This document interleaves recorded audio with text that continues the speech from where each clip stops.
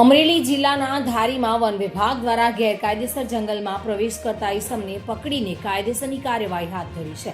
ધારીના નાયબ વન સંરક્ષક વિકાસ યાદવ દ્વારા આવા ઈસમો વિરુદ્ધ સખત કાર્યવાહી કરવા માટે સૂચન કરવામાં આવ્યું હોવાથી તે મુજબ રેન્જ ફોરેસ્ટ ઓફિસર જ્યોતિબેન વાંઝાના માર્ગદર્શન હેઠળ સરસિયા રેન્જના સ્ટાફ દ્વારા જંગલમાં ગેરકાયદેસર પ્રવેશ કરનારા સાગર રાણાવાડિયા ઉંમર વર્ષ 20ને ફિલ્મી ઢબે પીછો કરીને ઝડપી લીધો હતો. વન વિભાગ દ્વારા શખ્સ વિરુદ્ધ કાર્યવાહી કરવામાં આવી છે.